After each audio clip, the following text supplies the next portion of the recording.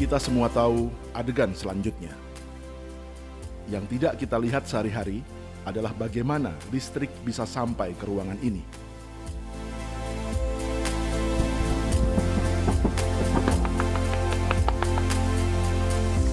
Semua berawal dari sebuah ledakan di dalam tanah. Bumi dikupas untuk diambil batu baranya. Meski disebut batu, sesungguhnya ia adalah sisa tumbuh-tumbuhan yang mengendap dan tertimbun selama 200 hingga 300 juta tahun. Dari sungai-sungai di pedalaman, tongkang-tongkang bermuatan rata-rata 8.000 ton ini dibawa melintasi sungai yang lebih besar. Di lautan, sebagian dipindahkan ke kapal vessel dengan kapasitas hingga 50.000 ton. Ada yang diekspor, ada yang langsung dikirim ke pembangkit listrik tenaga uap atau PLTU di dalam negeri. Di sini, batu bara dibakar dan uapnya digunakan untuk membangkitkan turbin yang akan menghasilkan listrik. Listrik lalu dialirkan hingga ke kamar-kamar kita.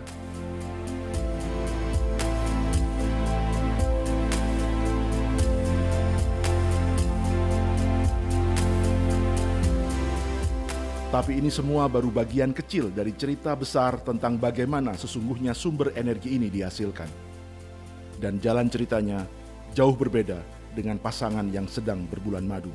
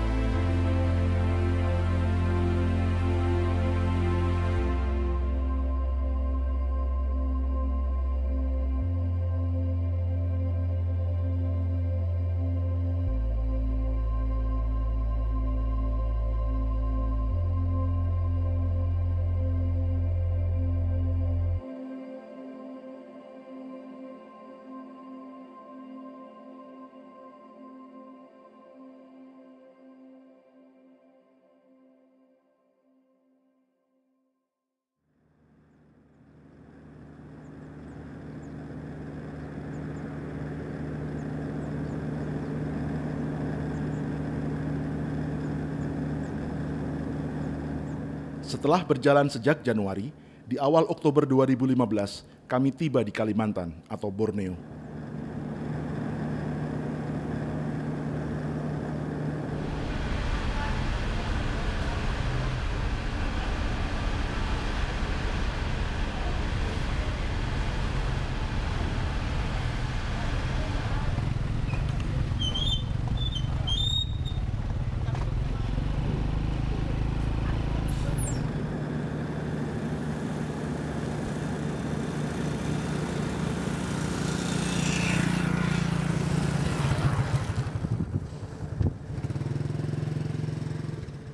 Sejumlah petani di pinggiran kota Samarinda, Kalimantan Timur selama 20 tahun hidup bertetangga dengan tambang batu bara.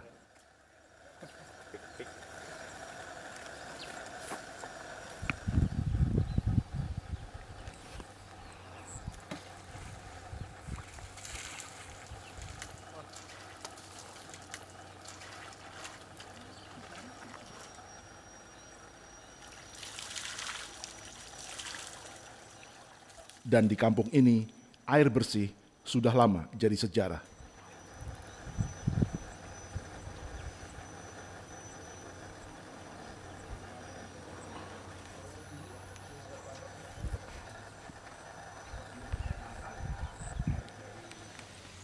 Salah satunya bagi keluarga Komari. Oh ini kah? Iya. Jadi ini air untuk minumnya, Pak? Iya. Keruh gini, Pak, ya? Ya begitulah. Ini ambilnya di mana? Di sumur. Jauh dari sini? Oh, jauh. Ini kehabisan air terus. Sudah lama, berapa bulan tidak ada hujan ini. Ke jalan besar tadi? Di sana itu lah. Ada setengah kilo ya, Pur?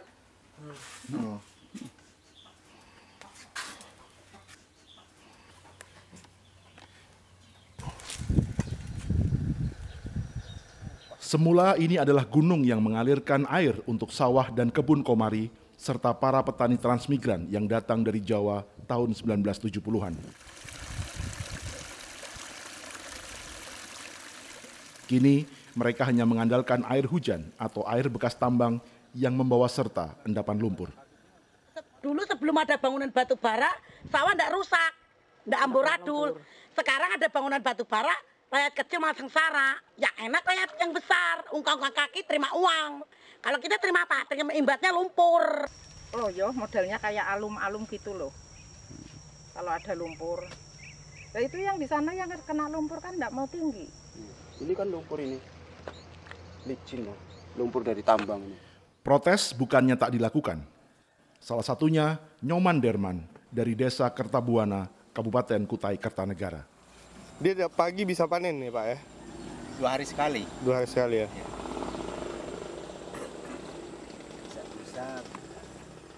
Tahun 1980 ia mengikuti program transmigrasi dan pindah dari kampung halamannya di Kabupaten Negara, Bali.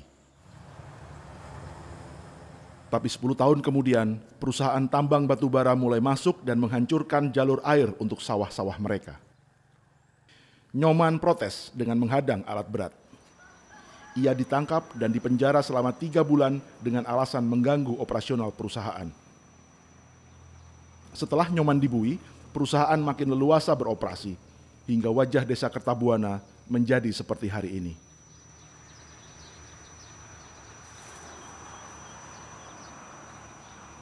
Nyoman lalu berkebun timun bersama Ketut, anak lelaki tertuanya. Sawah semua. Ini kita lihat ini yang sudah berubah fungsi ini sawah semua. Waktu kamu kecil ini masih sawah? Ini sawah. Itu batas pohon kelapa itu sawah juga. Sampai pinggir gunung itu sawah. Ini hanya sebagian kecil aja. Sebelah mana sawahnya, Ketut? Sawah saya tepatnya sebelah situ ada sawah. Nah, ada jalan holing. Jadi ditutupi oleh jalan holing itu yang menutupi jalur irigasi itu.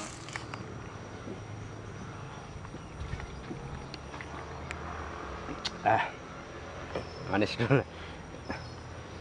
Petani yang lain itu karena takut melihat ayah saya ditangkap, jadi sampai saat ini Desa Kertabuana ibaratnya tidak berani kembali melawan perusahaan karena adanya rasa jera saat itu.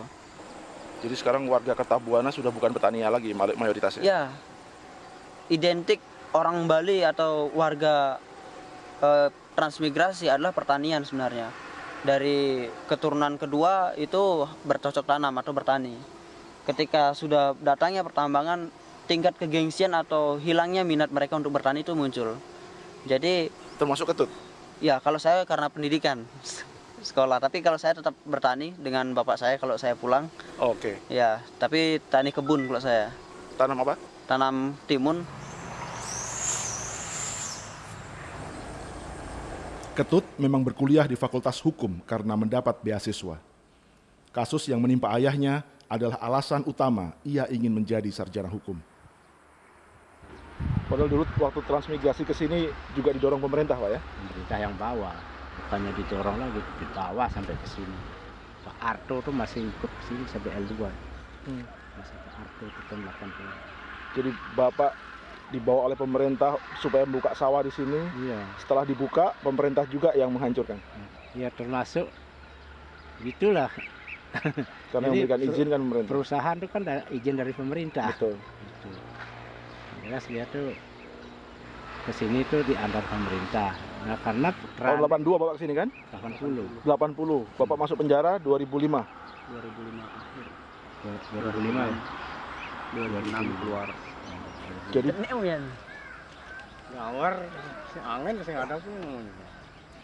sore itu angin sedang berpihak kepada bapak dan anaknya. Tapi tak semua anak di Kalimantan beruntung bisa bermain layang-layang.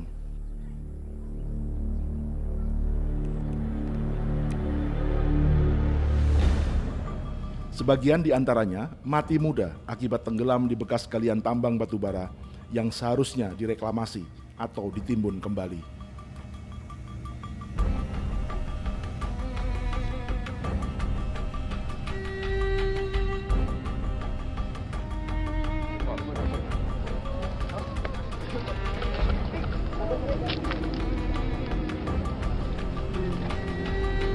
atas, di atas.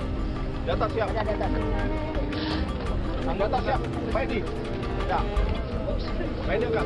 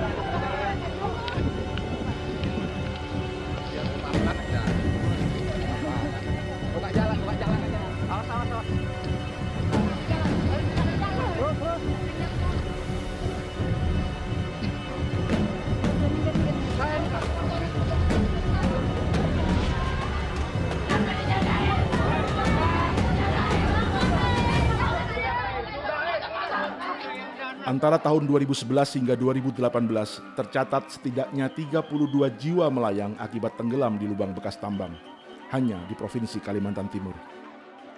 Secara nasional, antara tahun 2014 hingga 2018, jumlah yang tewas mencapai 115 jiwa. Kalau saya bangun subuh di masjid, saya nangis-nangis di masjid, ku ingat anak saya semua. Anak saya kayak yatim piatu, tapi susah betul. Di situ saya membesarkan anakku, susah betul. Orang tua namanya ibu itu kan kalau ditinggal anak itu pasti sedih, sampai sekarang pun ya sedih, teringat terus itu. Kalau aku ya sudah, memang anakku itu sudah aku ikhlaskan, cuma Rehan enggak ada punya cita-cita. Rehan cuma besar bilangnya pingin cari uang banyak supaya mama bisa naik haji sama bapak, bikinkan mama rumah.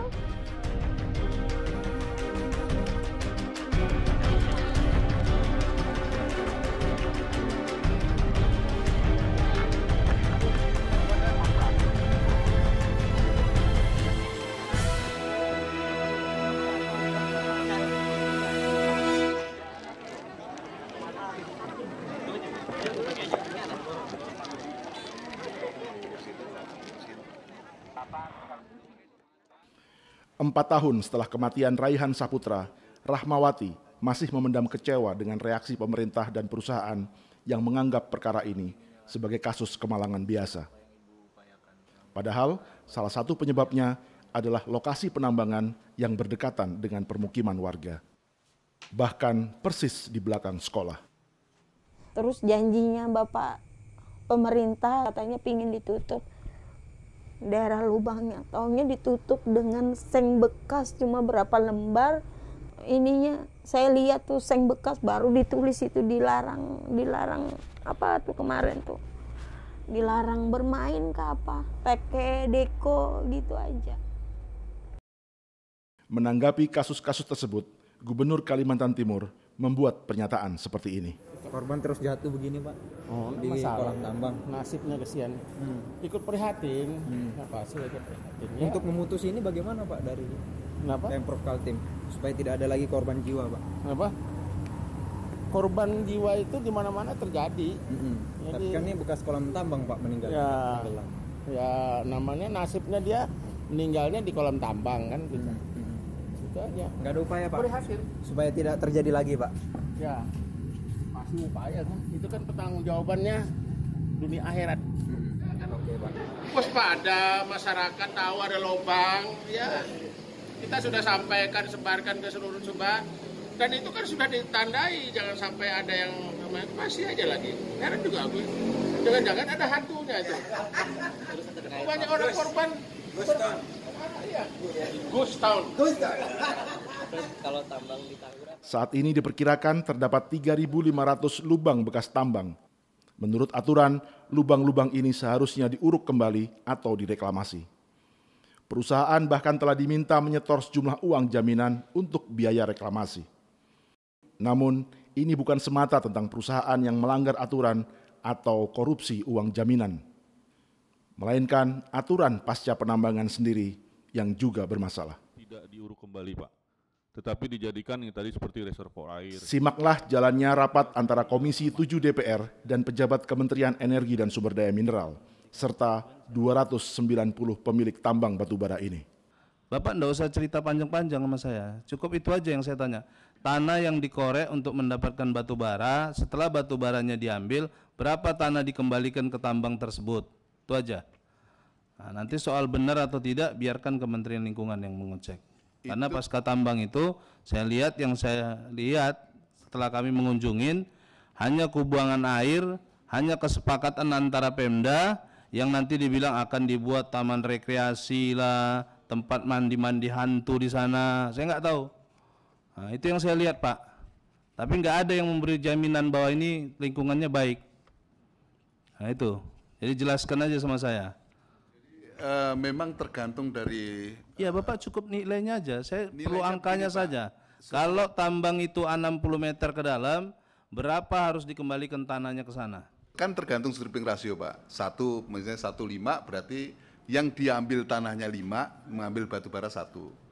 Itu hitungannya seperti itu. Nah terus tanah yang harus kembali? Ini gimana, Pak? Tanah yang harus dikembalikan lagi?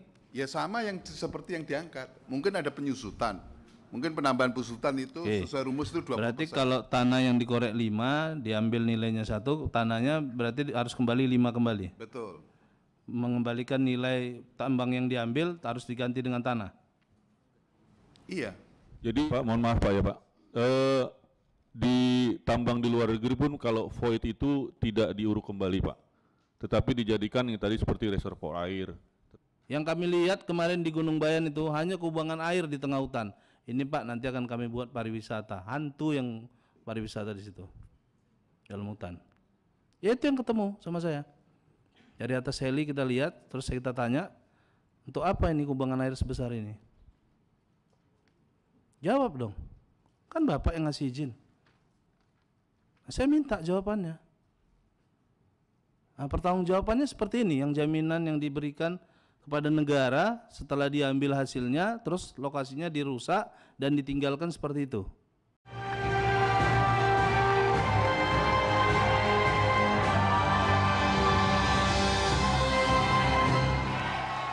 Sampai tahun 2018 terdapat kurang lebih 8 juta hektar lubang tambang belum direklamasi yang terdiri dari perusahaan besar, tambang rakyat, dan 500.000 hektar terindikasi areal tambang tanpa izin.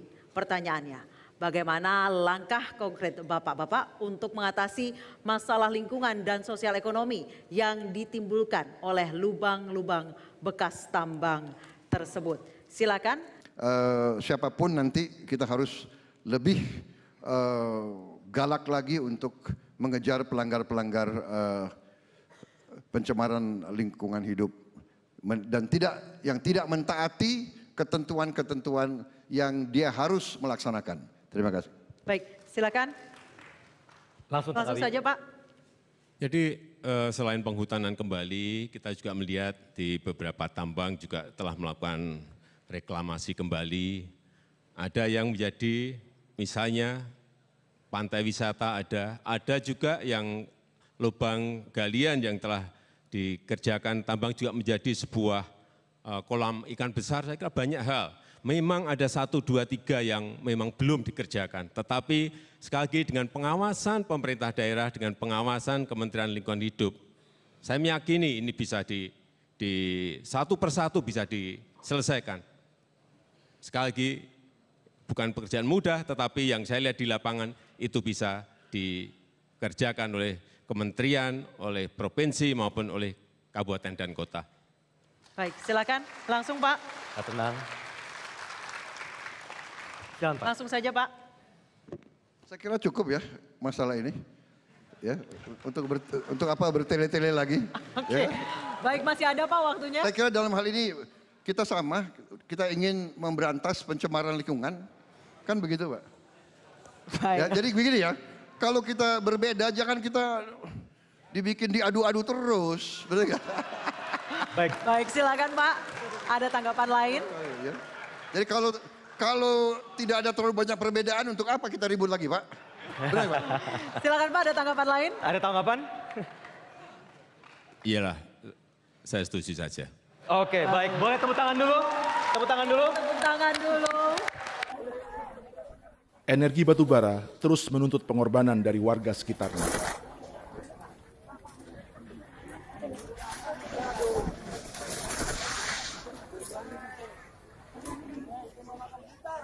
November 2018 di Sanga-Sanga, Kabupaten Kutai Kartanegara, Kalimantan Timur, setidaknya 5 rumah hancur, 11 lainnya rusak, dan jalan utama amblas akibat aktivitas penambangan yang terlalu dekat dengan permukiman dan fasilitas umum.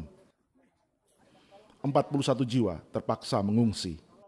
Lokasi tambang ini adalah milik PT Adimitra Baratama Nusantara, salah satu anak perusahaan PT Toba Bara Sejahtera yang sebagian sahamnya dimiliki Letnan Jenderal Purnawirawan Luhut Panjaitan. Menurut laporan Jaringan Advokasi Tambang atau JATAM, 4 perusahaan terkait keluarga Luhut Panjaitan memiliki 50 lubang tambang.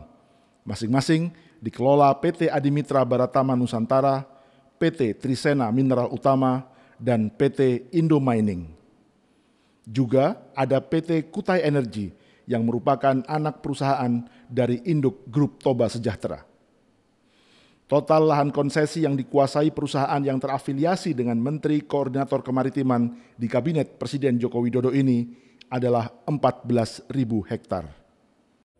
Ratusan ribu hektar, saya punya lahan tambang, betul.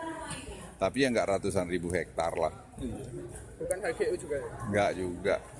Ya, tambang batu bara.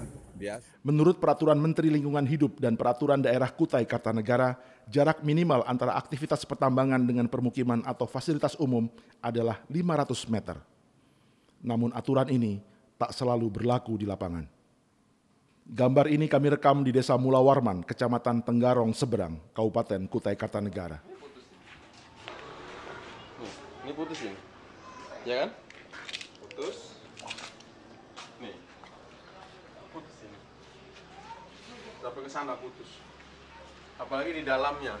Kalau di dalam luar biasa. Pipa tuh ada yang buat. Ya kita masuk. Kalau rumah Mas ya, tuh lihat deh. Satu ya, itu rumah-rumah. Ya, rumah. Nih. Ya. Nih. Ini. Ini bukan namin. Ini. Kenapa biar dilihatkan? Itu dalam juga ya tuh. Tuh. Nggak bisa ini, lihat nih. Nggak bisa ditutup. Kenapa? Nggak bisa tutupnya kenapa? Ya karena geser semua. Ini rusak nih rumah. Udah geser semua. Ini sama ini nggak bisa ditutup ini. Nih. Geser. Sama pintu ini nggak bisa ini ditutupnya. Nah. Nggak bisa ditutup ini. Desa yang dibangun para transmigran dari Jawa sejak 1981 ini semula berpenduduk 3.000 jiwa. Kini satu persatu warganya pergi setelah tanah mereka jatuh ke tangan perusahaan tambang.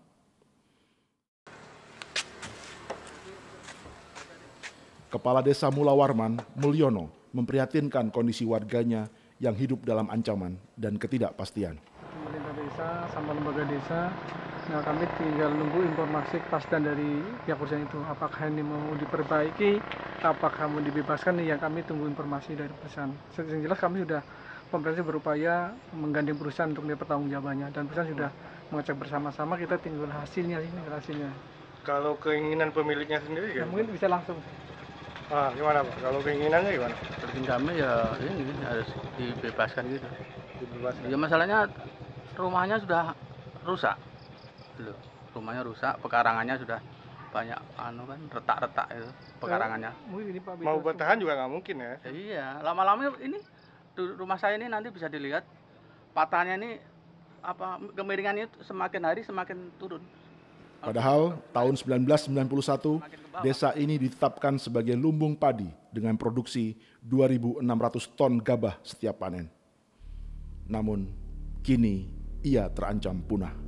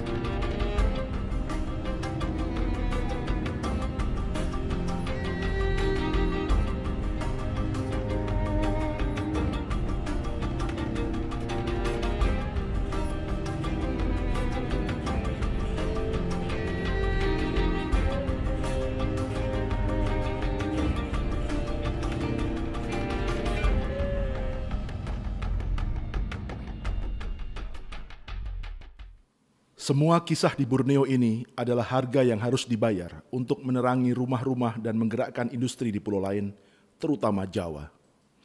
Mereka yang meninggalkan tanah leluhurnya di Jawa dan Bali untuk mengadu nasib sebagai transmigran di Kalimantan, kini justru menghadapi kehidupan yang tak pasti.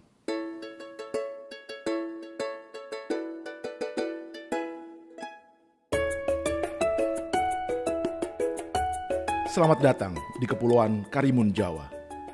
Salah satu daerah tujuan wisata di Jawa Tengah.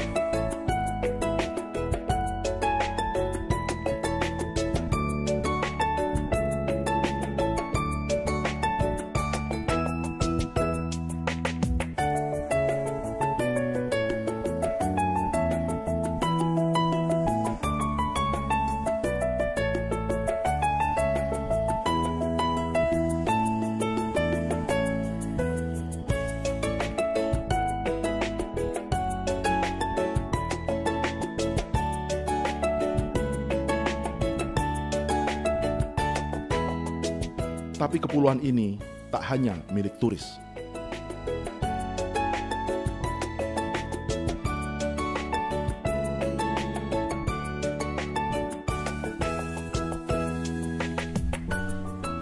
Ada nelayan seperti Mat Juri dan ribuan kawannya yang menggantungkan hidup pada laut dan terumbu karang.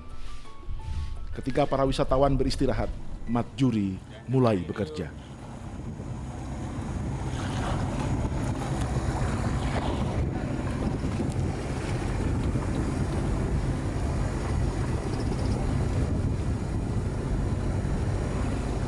Tapi tak hanya Mat Juri dan para turis yang sibuk di kepulauan ini. Tongkang pengangkut batu bara juga hilir mudik dalam perjalanannya dari Kalimantan menuju PLTU-PLTU di Jawa atau Bali. Padahal sebagian perairan ini masuk kawasan taman nasional yang dilindungi. Ketika cuaca buruk atau alasan gangguan mesin, bahkan kekurangan bahan bakar, tongkang-tongkang parkir dan membuang jangkar di sini. Rekaman foto dari komunitas Akar atau Alam Karimun ini menunjukkan bagian terumbu karang yang hancur akibat digilas tongkang. Kerusakan lain juga diakibatkan oleh jangkar yang kerap disangkutkan ke terumbu karang. Itu belum termasuk tumpahan bagian-bagian batu bara yang jatuh dan mencemari laut. Tongkang berlabuh, putus tali buinya, ada 4 tongkang, akhirnya terdampar di tas karang semua. Itu yang pernah dilakukan oleh teman-teman untuk protes itu. Mungkin penanganan dari pemerintah atau bagaimana kurang begitu agresif atau bagaimana mungkin. Kurang tahu juga.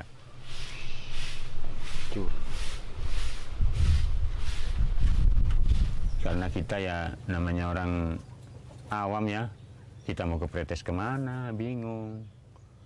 Di sini ya adanya pemerintah begitu, di sini ada pemerintahannya ya kita protesnya ke pemerintahan di sini setempat aja. Bapak ambil motor aja dulu, Pak.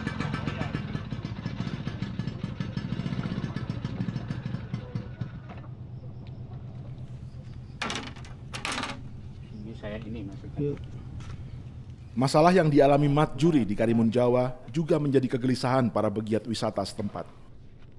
Melalui jaringan dan perkawanan, kabar ini lalu terdengar oleh sebuah organisasi lingkungan hidup internasional. Bersama para nelayan lokal, kelak mereka akan datang dalam rombongan besar dan melancarkan protes dengan cara mereka sendiri.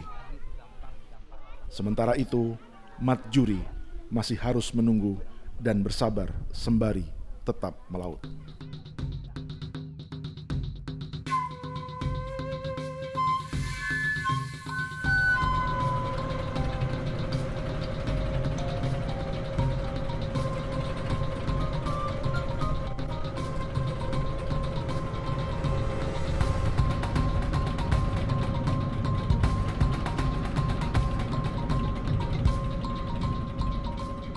Namun tongkang-tongkang yang dihadapi Mat Juri dan para nelayan Karimun Jawa tampaknya akan bertambah. Sebab tak jauh dari mereka, sebuah pembangkit listrik tenaga uap atau PLTU sedang dibangun di Kabupaten Batang, Jawa Tengah. Jumat siang, Presiden Joko Widodo resmikan proyek pembangkit listrik tenaga uap PLTU di Batang, Jawa Tengah. PLTU yang berlokasi di pinggir pantai Ujung Negoro ini direncanakan menjadi PLTU terbesar di Asia Tenggara. Pembangunan PLTU Batang akan selesai pada akhir 2018. Namun dijanjikan sudah bisa digunakan lebih cepat 20 bulan. Terkait permasalahan lahan karena penolakan warga, Presiden menyatakan telah diselesaikan oleh Gubernur Jawa Tengah. Ada warga yang meminta kesemarataan, Pak. Apanya? Untuk harga gitu, Pak. Bagaimana, Pak? Nanti urusannya Pak Gubernur, Pak Bupati. Pak, kabarnya tadi ada demo, Pak, di laut. Apanya? Gimana, Pak?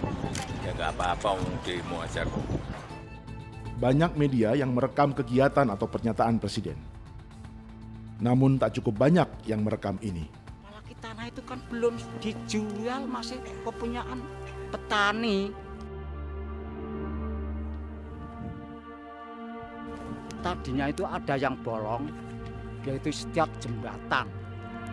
Tapi waktu sekarang sudah didadah sampai saya katakan rapat. Biasanya lewat pundi, Bu?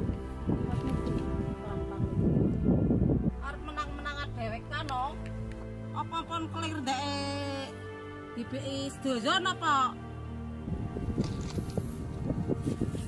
Polisi ya polisi, tentara ya tentara, kulo nyuwun dibakaken lah dutan saben.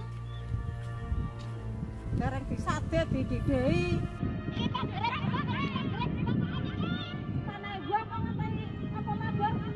Pelosok di Jawa dan di Bali, apa yang akan kita lihat sama seperti tadi yang saya sampaikan. Anak-anak bisa belajar sehingga pintar, nelayan bisa membeli freezer dan bisa mendapatkan aliran listrik, toko-toko kecil di desa malam hari bisa. PLTU ini disebut-sebut salah satu yang terbesar di Asia Tenggara dengan kapasitas 2.000 MW atau setara kebutuhan listrik 1 hingga 2 juta rumah tangga.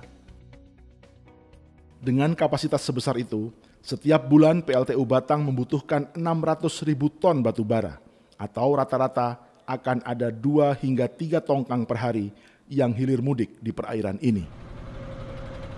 Maka tak hanya petani, nelayan pun melancarkan protes karena khawatir pencemaran dan terganggunya habitat ikan akibat kesibukan PLTU jika kelak telah beroperasi. PLTU karo berdiri, lah anakku kok digomblayu ring ndi. Wis ora ana tempat maneh Indonesia, Pak. Kejaba wilayah Batang, Pak. Temenan kuwi. Gara-gara apa? Wong sing pinter kuwi gununge didol, dong ora mikir. Lah kok ape segara ditanduri wesi. Dinggone PLTU pabrik pirang-pirang. Salat ya Allah Gusti, muga-muga aja PLTU berdiri. Nah berdiri engko aku diusir tekan ndi. Kuwi wis wetan PLTU kulon PLTU mana dipikir Indonesia ki wis entek tanah kisik bakale. Dinggone PLTU kabeh. Sampai mak bojone aku ki asli demi Allah Indonesia iki ya Allah Gusti. Mati wingi iki mancal donya Pak. Tolak PLTU Pak. Mancal donya ki asli. Kok ora mikir malah kebuti PLTU ya Allah Gusti. Kaya apa? Rasane duduk kaya Pak mati.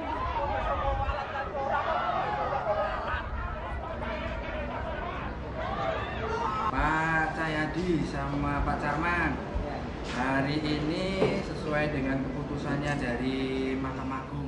Mei 2014, dua warga yang menolak menjual tanahnya, Carman dan Cahyadi, dikriminalisasi dengan delik telah melakukan kekerasan.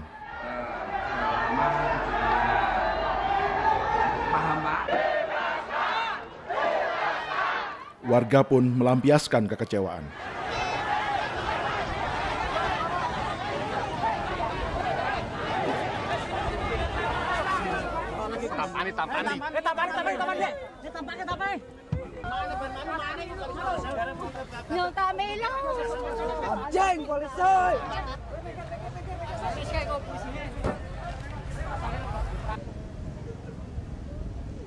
Siapakah sesungguhnya di belakang perusahaan setrum ini?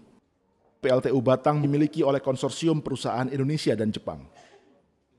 Dari Indonesia adalah PT Adaro Power, anak perusahaan Adaro Energy, yang juga menambang batu bara di Kalimantan.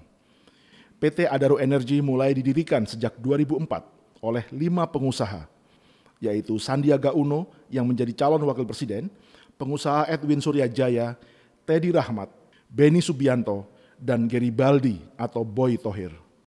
Adapun juru bicara tim kampanye nasional Joko Widodo dalam pemilihan presiden 2019 adalah Erick Thohir, yang tak lain adalah saudara kandung Garibaldi Thohir, sang pemilik Adaro. Erick Thohir juga kawan dekat Sandiaga Uno sejak sekolah dasar hingga bergabung dalam jaringan investor yang disebut Angel EQ Network. Desember 2018, meski berbeda kubu politik, perusahaan milik Sandiaga Uno, PT Saratoga Investama Sedaya, menjual asetnya kepada perusahaan milik Luhut Panjaitan, PT Toba Bara, senilai 130 miliar rupiah. Yang dijual adalah saham di sebuah perusahaan PLTU di Paiton, Jawa Timur. 500 miliar rupiah sudah melayang, termasuk saham-sahamnya di Saratoga Investama, perusahaan beliau dijual, betul ya? Iya, bukan milik saya juga, kan milik Allah semuanya. Kan ini kita semuanya niatkan. Dengan transaksi ini, seperti halnya Adaro, Toba Bara kini tak hanya mengelola tambang batu bara di Kalimantan, juga menguasai pembangkit listriknya di Pulau Jawa. Konflik kepentingan Pak. Di satu sisi Bapak sebagai pemegang saham PLTU dan sebagai pemilik tambang batu bara. Apa komentar Bapak, Pak? Apa, Pak? Bagaimana Bapak mengatur konflik kepentingan, Pak? Di Cirebon, Jawa Barat, PLTU juga bersinggungan dengan petani garam.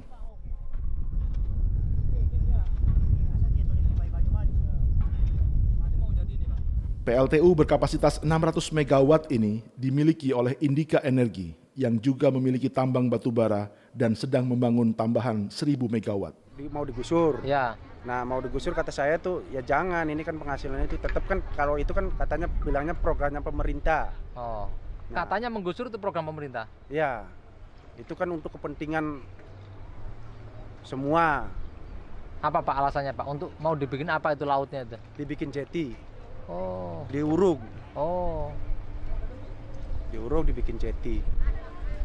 Tahun 2016, para aktivis lingkungan menggelar aksi di PLTU ini dan berhasil menghentikan kegiatan operasi perusahaan selama 12 jam sebelum akhirnya dihentikan polisi.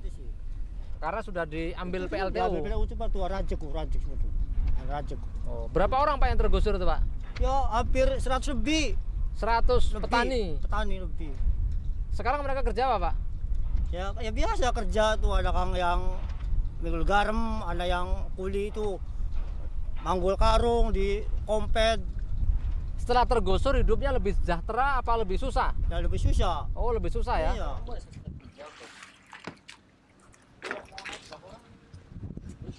Mau naik? Boleh nggak? Enggak.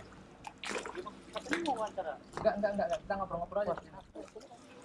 Jadi di belakang kami ini adalah batu bara yang dibawa dari Kalimantan. Ini dari, kalau yang tertulis ini dari Samarinda ini. Yang kita tahu juga menjadi salah satu wilayah terbesar galian tambang di Indonesia. Mereka adalah para santri yang sedang mengumpulkan fakta sosial ekonomi dan lingkungan terkait industri batubara dan PLTU di pesisir Jawa Barat, khususnya di Cirebon dan Indramayu. Pak Yudi tahu PLTU ini milik siapa? Yang nggak tahu. Milik pemerintah atau milik siapa? Padahal kan miliknya swasta. Iya, betul. Pengusaha juga. Iya. Nah, sedangkan ibaratnya kita juga memaksakan diri kan itu usaha, kita juga usaha. Iya, betul. Dia cari untung, kita cari untuk nafkah di anak istri, cari makan. Iya. Cuman karena dia kan uangnya banyak, tapi dia kan dilindungi sama instansi-instansi. Kalau masyarakat kan nggak ada uangnya. Dilindungi Allah, Pak. Iya. Selain Kabupaten Batang dan sejumlah PLTU di pesisir Jawa, salah satu tujuan akhir dari tongkang batubara ini adalah pesisir utara Bali. Batubara ini dibongkar di salah satu PLTU di Celukan Bawang, Kabupaten Buleleng. PLTU ini berkapasitas 400 MW atau membakar setidaknya 1 tongkang batubara setiap hari. PLTU yang beroperasi sejak 2015 ini akan membangun pabrik baru tahap 2 dengan kapasitas lebih besar, yakni 600 MW. Pemiliknya adalah konsorsium perusahaan Cina dan Indonesia dengan dana pinjaman 9 triliun rupiah dari Bank Pembangunan Cina. Tapi lagi-lagi energi batubara menuntut pengorbanan besar dari warga sekitar.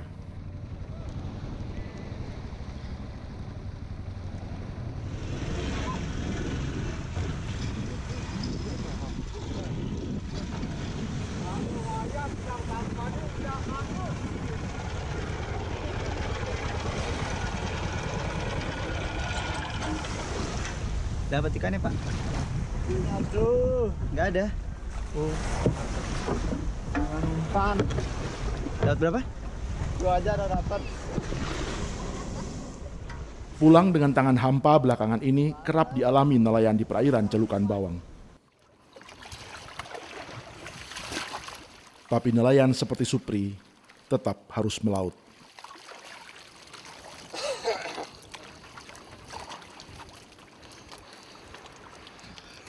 Beres ya.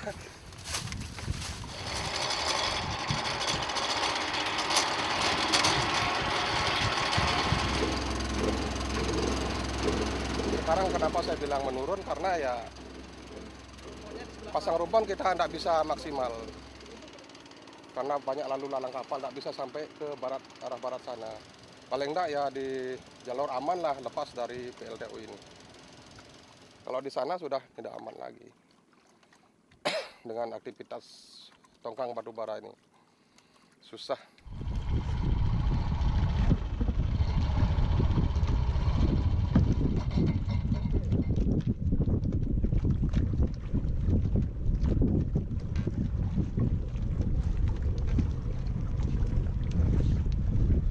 Ya, empang.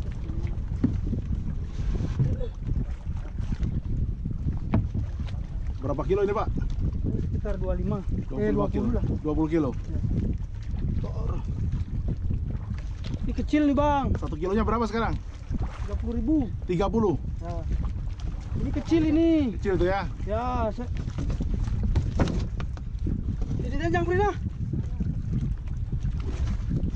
Saya sekintal 12 kilo pernah dapat. Sehari-hari biasanya di security PLTU juga ya katanya? Iya. Banyakan mana hasil di laut apa di security? Kebanyakan hasil di laut lah.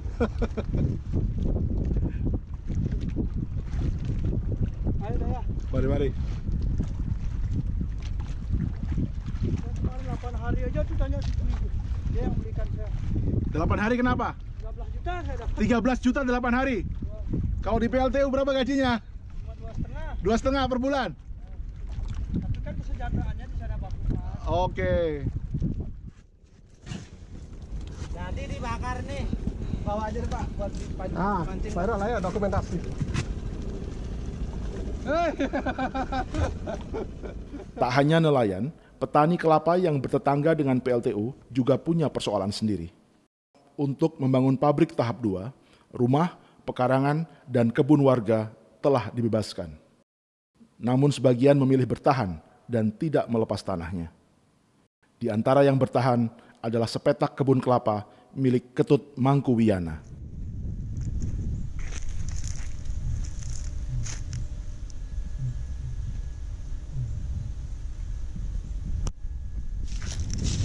Apa hubungannya PLTU dengan kualitas kelapa Bapak sekarang? Kalau hubungan PLTU dengan kualitas kelapa sekarang kan sudah menurun buahnya. Dari segi jumlah ini sudah menurun. Karena setelah operasinya PLTU ini termasuk juga kecil buahnya sekarang. Hop, 3. Sebelumnya, Mangku mendapatkan 9.000 butir kelapa setiap kali panen. Itu ini udah jelas ya perbedaannya. Namun kini ia mengaku hanya dapat memanen 2.500-an butir saja. Yang jelas dengan adanya pembangunan perubahan ada, tidak mungkin ada perubahannya. Buktinya dulu nggak pernah seperti ini gitu. Sebelum pembangunan itu nggak ada seperti ini, sehat-sehat semua. Sekarang itu contoh nyata ada itu mati tuh, janurnya masih ada. Kalau misalnya dimakan kumang kan janurnya berarti kan itu ada janurnya tuh, itu yang sebelahnya udah coklat itu udah menunggu mati aja itu.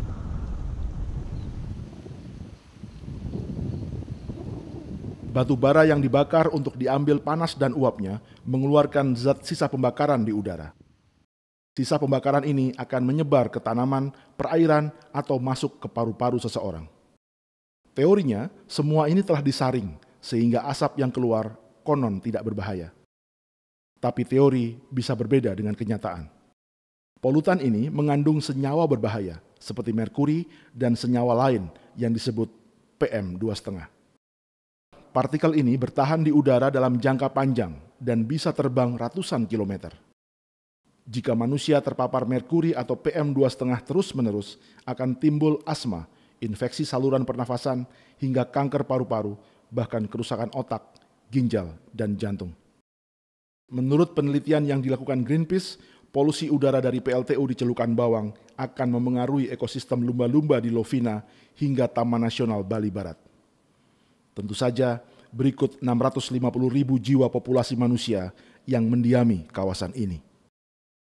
Kebun kelapa milik Ketut Mangku kini ibarat kerikil di dalam sepatu PLTU. Kebun ini adalah ganjalan yang memisahkan areal PLTU tahap pertama yang sudah beroperasi dan tahap kedua yang akan dibangun dan lahannya telah disiapkan. Tapi pemenangnya hampir dapat ditebak. Jika pencemaran terus terjadi, kualitas tanah ini akan turun dan tak ada tanaman yang bisa tumbuh. Saat itu, tak akan banyak pilihan bagi petani seperti Ketut Mangku. Namun tak semua orang di Bali berada dalam posisi tak punya pilihan. Sebagian listrik di gedung ini menggunakan energi matahari dan berhemat jutaan rupiah per bulan. Beli mungkin kalau untuk skala kantor atau rumah, mungkin yang dilakukan ini sebuah solusi in situ lah ya, atau solusi yang ada di lokasi. Tapi kalau kita pikirkan kebutuhan massal seperti ini, Bli, 200.000, 1 juta, 10 juta rumah tangga, apa solusi energi untuk? Saya pikir ya in situnya ya di situ tersebar di para pengguna itu, dan besarnya area pembangkitan karena tenaga surya selalu terkait dengan area luas area pembangkitan, ya harus kita proporsionalkan dengan yang mereka gunakan. Bagi Gung Kayon, tak perlu ada pusat pembangkit dengan lahan luas yang mendistribusikan listrik ke setiap rumah dengan jaringan dan kabel-kabel panjang atau interkoneksi. Setiap rumah cukup menyediakan ruang 1 meter persegi untuk setiap Rp10.000 biaya listrik per bulan. Jika biaya listrik bulanan Anda Rp300.000, berarti butuh setidaknya 30 meter persegi untuk memasang panel surya.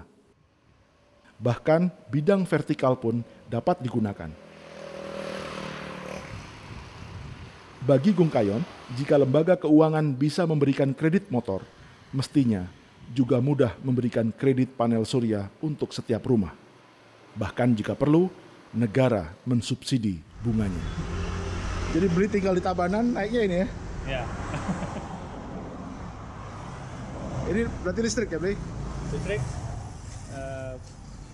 normalnya charging pakai listrik biasa, tapi ini saya tambahin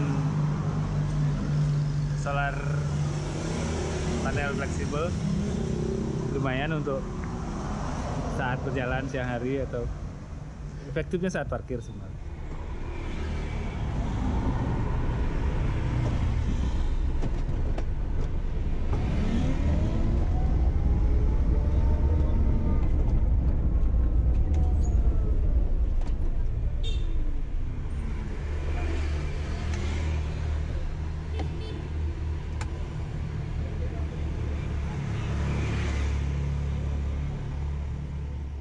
Kapal yang membawa Gung Kayon ini berlayar menggunakan tenaga angin. Karena itu, kecepatan rata-ratanya hanya 7-8 knot atau setara 12 km per jam. Namun, untuk instrumen kapal, AC atau pompa air, mereka masih membakar 70 liter bahan bakar setiap jam. Meski demikian, kapal ini tetap paling hemat energi dibanding kapal manapun di dunia. Gung Kayon mempelajari lebih banyak hal di kapal ini. So in every how many months that you fill in the tank? Again, it depends how much we move in between, but we have a capacity of around 100 tons, so you can make the. We can go without. I think the last time was in Hong Kong. Hong Kong was in January. Wow. No, it's April, so it's more than 3 months. Yeah. But again, it depends, because if we sail or move all the time, it's very constant. Selain Ketut Mangku dan sepetak kebun kelapanya, ekspansi PLTU Celukan Bawang di Buleleng terganjal kerikil yang lain.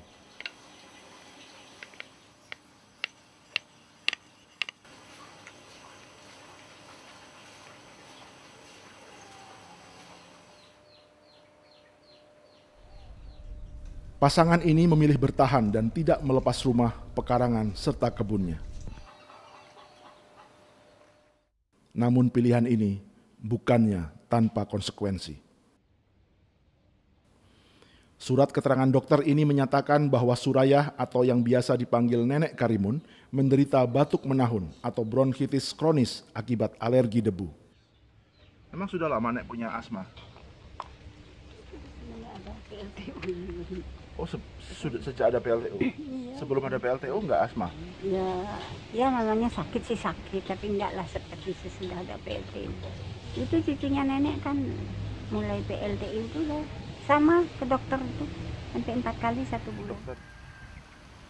Belum ada pembuktian medis yang mengaitkan secara langsung antara penyakit Surayah alias Nek Karimun dengan debu PLTU. Namun tetangganya telah memilih pergi. Di Jepara, Jawa Tengah, seorang bidan bernama Rina Anjarwati bertugas di Desa Tubanan yang berdekatan dengan PLTU.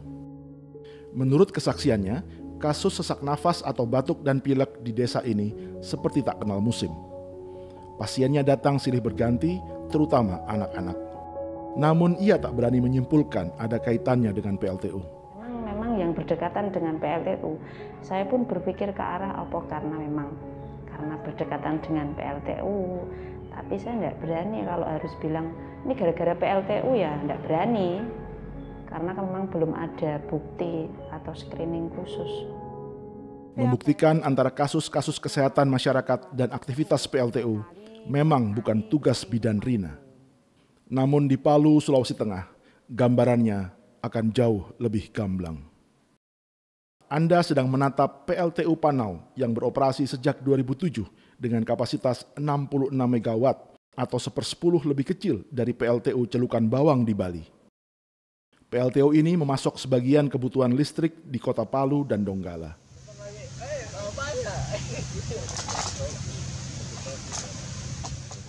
Meski kapasitasnya kecil, bagi keluarga Arsyad yang berjarak 100 meter dari pagar PLTU, dampaknya sangat serius.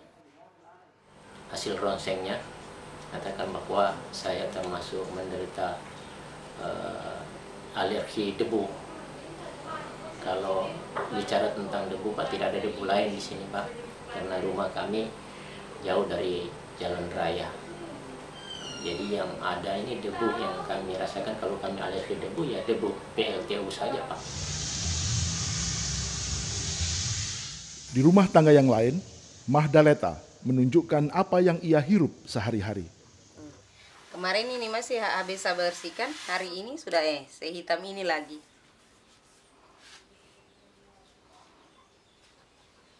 Atau di rumah Rusli Talib yang juga bersebelahan pagar dengan PLTU.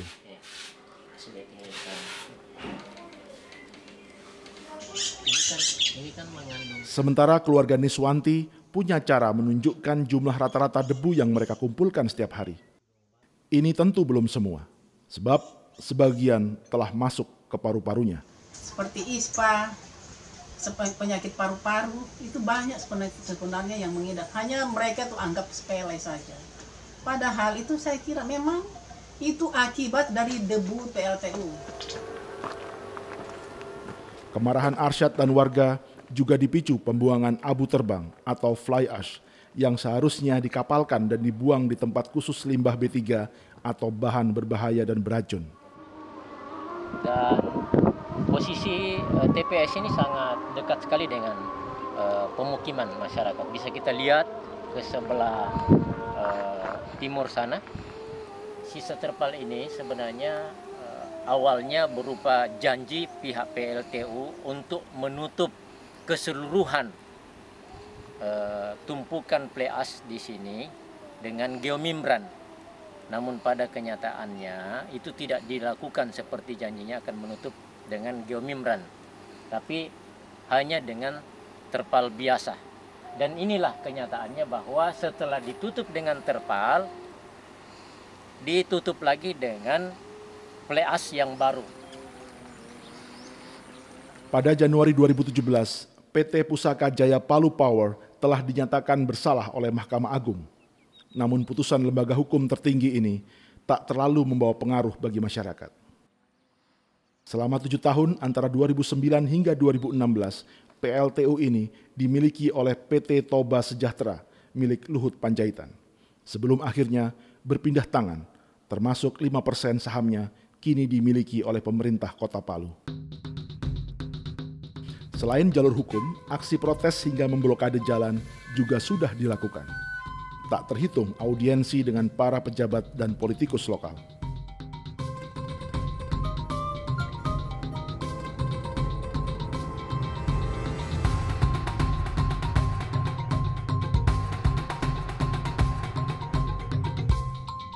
Di antara poster-poster yang digelar, yang satu ini cukup menarik perhatian. Menurut catatan kami, Pak, sudah ada sekitar 20-an Pak warga Panau, baik yang sudah sebagian besar sudah meninggal, Pak.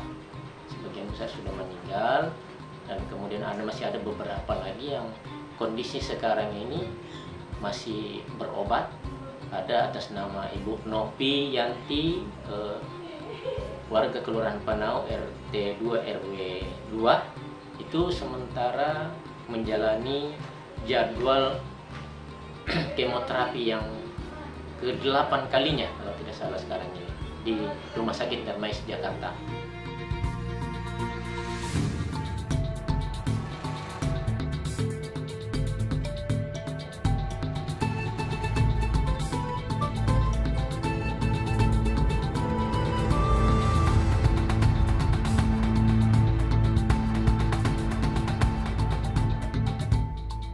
Selamat datang di ibu kota negara yang bermandikan cahaya. Saat beban puncak, kebutuhan dayanya mencapai 5.000 megawatt untuk 12 juta warga. Novianti yang dimaksud Arsyad kini tinggal di sebuah kos-kosan di Jakarta Barat. Kanker nasofaring atau bagian atas tenggorokan memaksanya berobat ke rumah sakit rujukan khusus kanker. Suaminya, Abdul Samad, bercerita bahwa ia sesungguhnya pernah bekerja membawa limbah batu bara. Dulu saya batu bara juga, makanya saya dulu pasangku kalau limbah-limbah batu bara itu saya masukin ke tongkang, kami bawa ke Tuban sana. Tuban kan ada semen bersih, Polkim itu. Mereka aduk campuran bahan baku semen. Yang di Palu itu kayaknya enggak. Hah? Itu ada udah habis ya?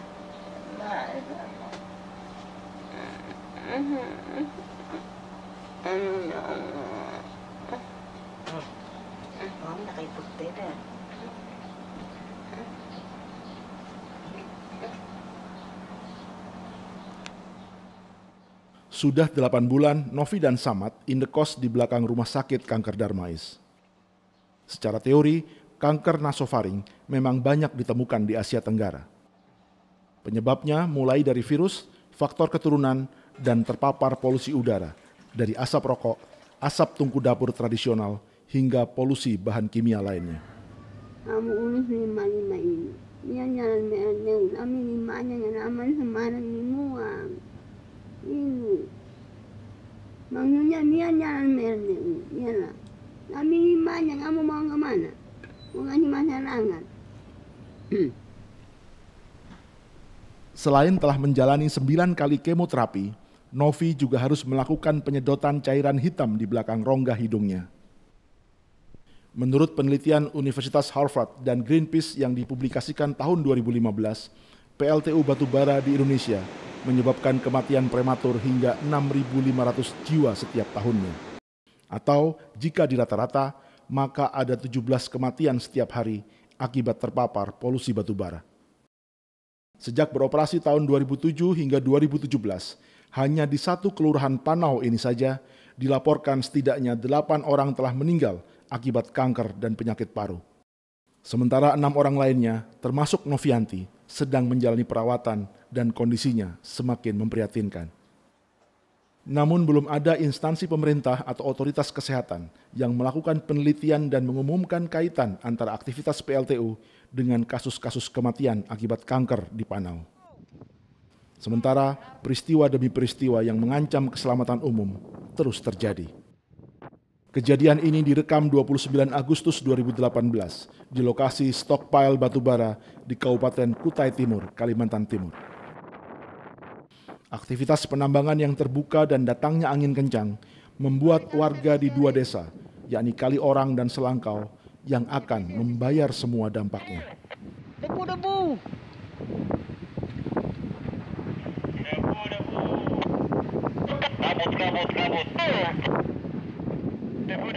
Di sisi lain, listrik telah menjadi kebutuhan pokok dan vital bagi peradaban kita hari ini. Dari mulai rumah tangga, ruang operasi di rumah sakit, hingga untuk menggerakkan mesin-mesin. Warga yang mengeluh atau marah akibat pemadaman atau nyala bergilir setiap hari menghiasi media sosial kita. Jangan nanti saya datang ke sini masih biarpet. Suara yang saya dengar biarpet terus. Nggak mau saya seperti itu. Semuanya harus diantisipasi. Sebelum kejadian harus sudah dihitung sekarang. Dan untuk itu, batu bara adalah energi yang paling murah dan cepat dibandingkan sumber energi lainnya. Biaya memproduksi listrik dari bahan bakar batu bara hanya Rp600 per kilowatt jam atau per 1 kWh. Sedangkan bahan bakar gas sekitar Rp1.000 dan BBM bisa Rp1.600 per kWh. Adapun energi terbarukan seperti matahari bahkan mencapai Rp2.900 setara per kWh. Lantas mengapa batu bara paling murah? Jawaban singkatnya, karena ongkos lingkungan, sosial ekonomi, dan bahkan keselamatan umum serta kesehatan masyarakat dibebankan kepada mereka yang terdampak. Menurut Rencana Usaha Penyediaan Tenaga Listrik atau RUPTL, hingga tahun 2027, 54% listrik kita masih dari batu bara. Sementara energi terbarukan seperti angin, matahari, dan air hanya sekitar 22%. Dari dokumen tentang kepemilikan perusahaan di Departemen Hukum dan HAM, putra sulung Presiden Joko Widodo, Gibran Rakabuming Raka, pernah tercatat sebagai pemegang saham dan komisaris PT Rakabu Sejahtera, yang saat ini telah digantikan adiknya, Kaesang Pangarep. Namun saham perusahaan mebel ini tidak hanya dimiliki keluarga Jokowi. Juga ada saham PT Toba Sejahtera milik keluarga Luhut Binsar Panjaitan. Grup Toba Sejahtera sendiri adalah induk perusahaan PT Toba Bara yang memiliki tambang batu bara dan PLTU, dan baru saja membeli saham Sandiaga Uno di PLTU Paiton, Jawa Timur. Tapi apa kepentingan perusahaan induk seperti Toba Sejahtera dengan sebuah perusahaan mebel asal Solo? Dalam dokumen perusahaan, bidang usaha PT Rakabu Sejahtera sesungguhnya tidak hanya mebel, namun juga meliputi pembangunan atau konstruksi, pembebasan lahan, real estate, properti, pengerjaan beton, instalasi mesin, jaringan telekomunikasi, multimedia, hingga reklame dan periklanan, bahkan pengembangan wilayah transmigrasi. Mebel dan furniture hanya salah satu dari bidang usaha terkait kehutanan. PT Rakabu Sejahtera juga bergerak di bidang industri pengolahan kayu, pengangkutan, hingga industri kebutuhan rumah tangga seperti sabun, sampo, pasta gigi, atau tisu yang semua terkait dengan produk turunan kelapa sawit atau kayu. Dengan cakupan bidang usaha sebanyak itu, modal awal perusahaan yang berdiri pada 2009 ini adalah 31 miliar rupiah. Selain sebagai Menteri Koordinator Kemaritiman, Letnan Jenderal Purnawirawan Luhut Panjaitan adalah bagian dari tim sukses Jokowi yang disebut Tim Bravo 5. Tim Bravo 5 sendiri diketuai oleh Jenderal Purnawirawan Fahrul Razi, mantan Wakil Panglima TNI di masa Presiden Abdurrahman Wahid. Fahrul Razi juga menjabat komisaris di induk perusahaan PT Toba Sejahtera, selain di perusahaan tambang pemerintah PT Antam.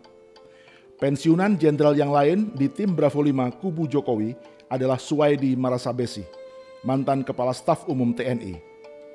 Ia tercatat sebagai komisaris PT Kutai Energi yang menambang batu bara di Kutai Kartanegara, Kalimantan Timur.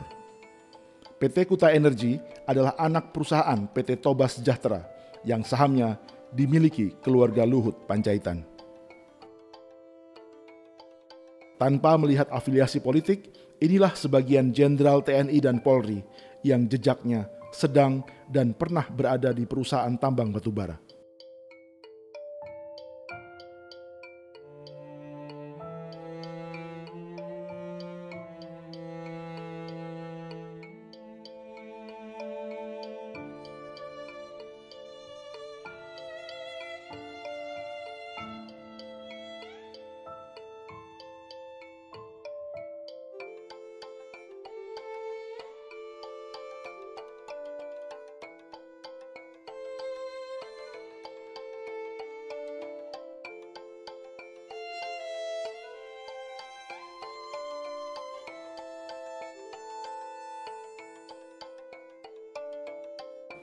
Sementara dari kalangan sipil, ada pengusaha Osman Sabtaodang yang menjadi Dewan Penasehat Tim Kampanye Nasional Joko Widodo.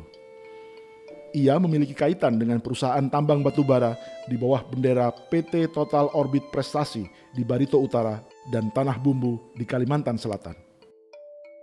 Nama lain adalah Andi Samsudin Arsyad alias Haji Isam dari Kalimantan Selatan. Pengusaha yang namanya pernah muncul sebagai wakil bendahara di tim kampanye nasional Jokowi Ma'ruf ini adalah pemilik tambang batubara di bawah bendera grup John Lin.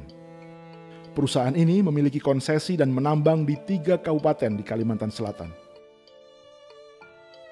Berikutnya adalah Haritanu Sudibyo, Dewan Penasehat Tim Kampanye Nasional Jokowi dan juga Ketua Umum Partai Perindo.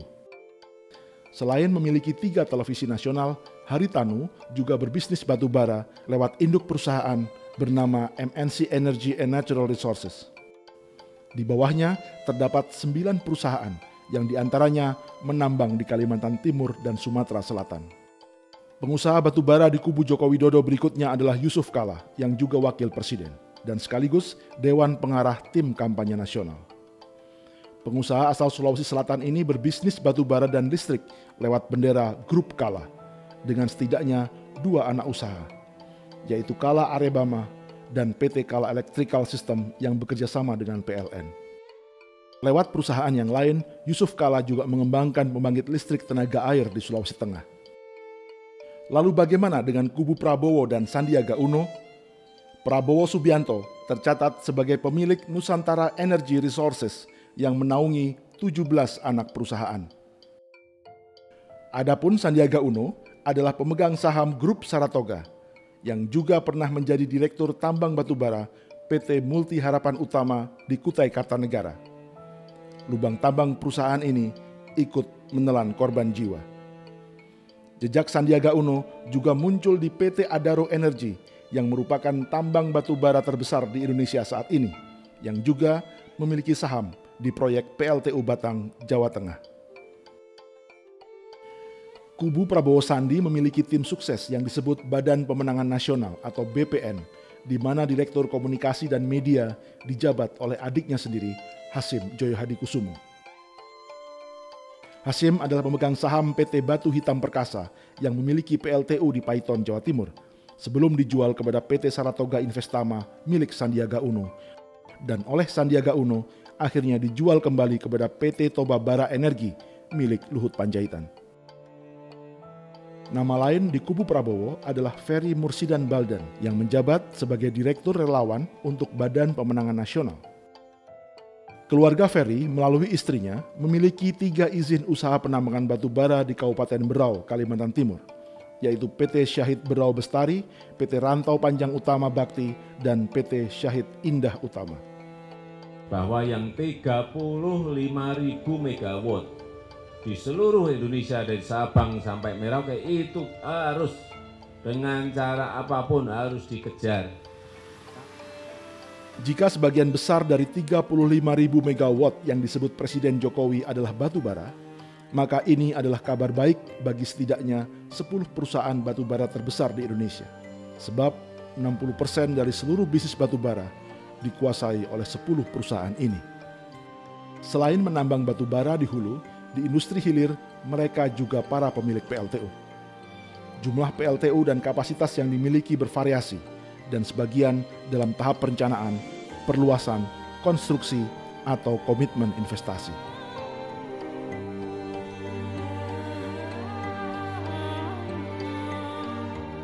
Sebagian besar mereka memang tercatat di Bursa Efek Indonesia. Bahkan juga tercatat sebagai perusahaan bersaham syariah seperti Adaro Energy, Bayan Resources, Harum Energy, Indika Energy, Indo Tambang Raya Megah, Bukit Asam, hingga Toba Bara Sejahtera. Saham syariah adalah saham yang dianggap tidak bertentangan dengan prinsip-prinsip syariah di pasar modal. Lembaga yang menentukan perusahaan-perusahaan tambang berstatus syariah ini adalah Dewan Syariah Nasional yang dibentuk oleh Majelis Ulama Indonesia atau MUI. Lantas siapa yang memimpin Dewan Syariah Nasional MUI? Calon Wakil Presiden Ma'ruf Amin yang juga Ketua MUI. Ma'ruf juga tercatat sebagai Dewan Pengawas Syariah di sejumlah bank seperti Bank Syariah Mandiri, BNI Syariah, Bank Mega Syariah, dan Bank Muamalat. Itu belum termasuk Dewan Pengawas Syariah di 3 perusahaan asuransi, Mega Insurance, Bringin Life, dan BNI Life Insurance. Di Bank Muamalat, di mana Ma'ruf tercatat sebagai Dewan Pengawas Syariahnya, baru-baru ini hendak mendapat bantuan modal dari sebuah konsorsium yang salah satunya bernama Links Asia. 3 nama di perusahaan investasi asal Singapura itu sendiri juga tidak jauh dari lingkaran bisnis batubara. Rizal Rishad pernah tercatat sebagai pendiri PT Berau Coal Energy yang menambang di Kalimantan Timur. Jamal Atamimi adalah komisaris di PT Toba Bara Sejahtera. Sementara Diki Yordan adalah direktur di Toba Bara.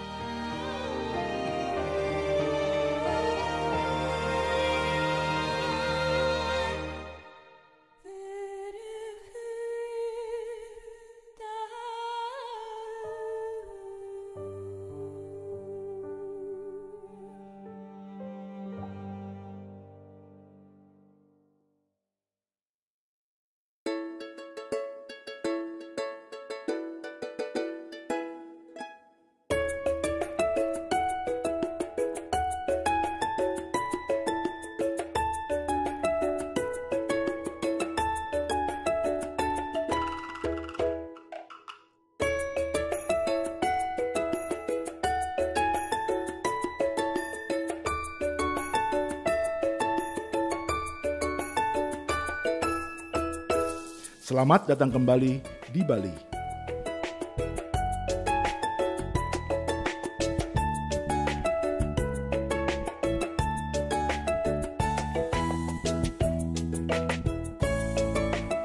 Teluk Benoa, kapal legendaris milik Organisasi Lingkungan Internasional ini sedang menuju lokasi PLTU Celukan Bawang di Kabupaten Buleleng.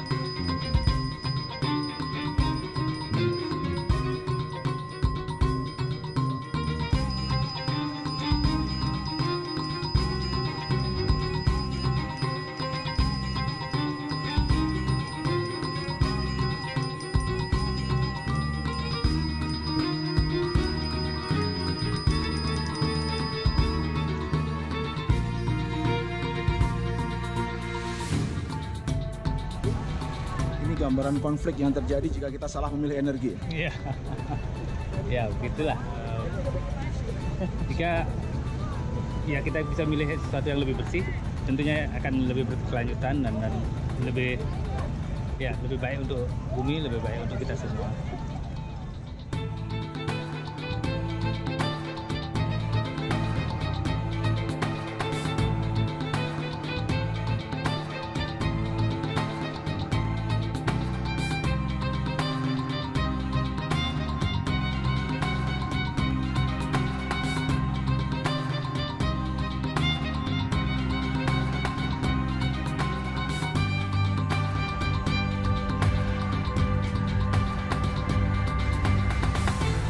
Kapal ini bersama Gung Kayon lalu bertolak ke Karimun Jawa, di mana Mat Juri dan kawan-kawan nelayannya sedang bergulat dengan tongkang-tongkang batu bara.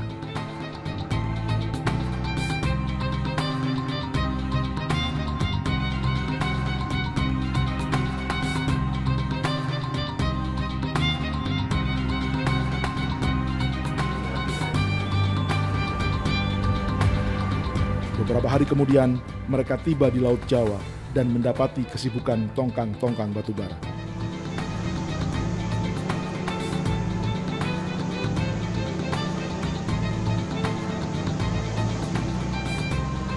Dari kejauhan, Mat Juri dan kawan-kawannya telah melihat kedatangan kapal ini.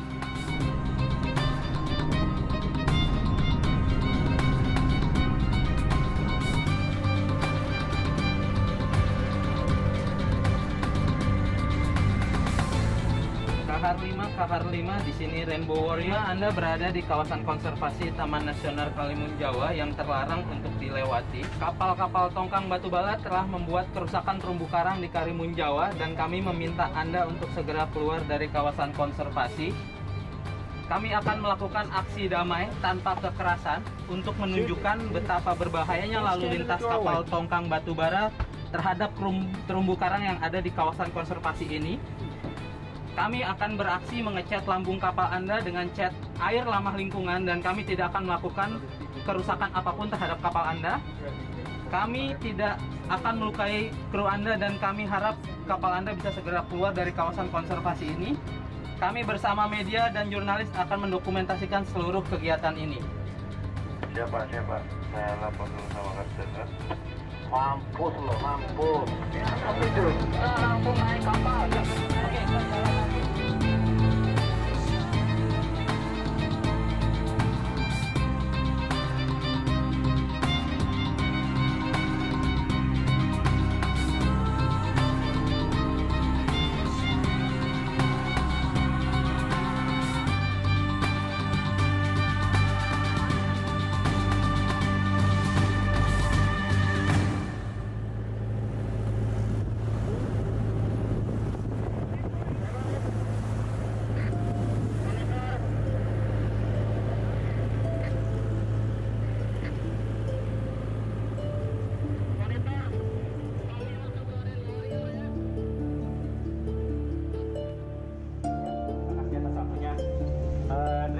juga Bapak polisi semua ya sudah ikut di sini.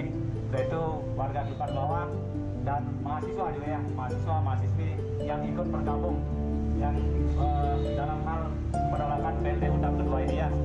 Terima kasih banyak.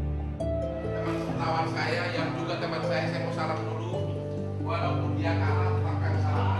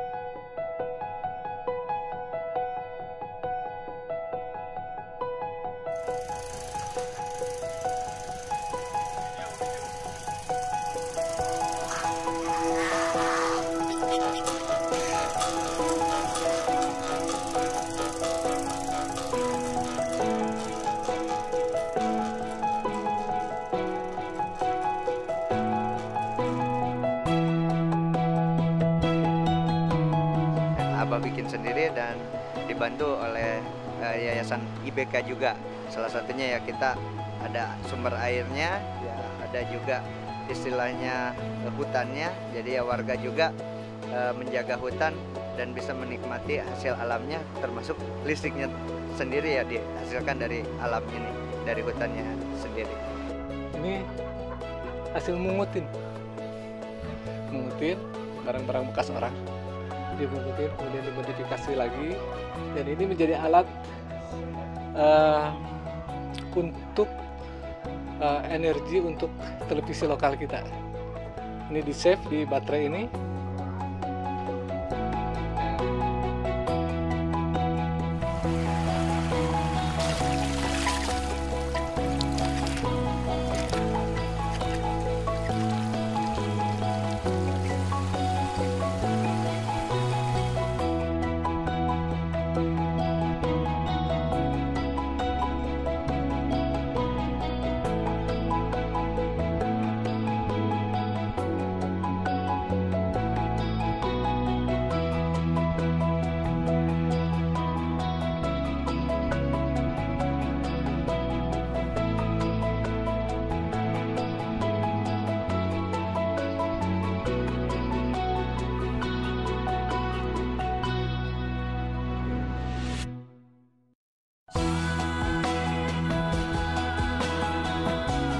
Nef mas nalay at napino ato ni Diyos kuno pala kalau nef at kung pay pako at nung sa ato ni initam imo at mas mo pa ikan na hiya sa mulo mo at mo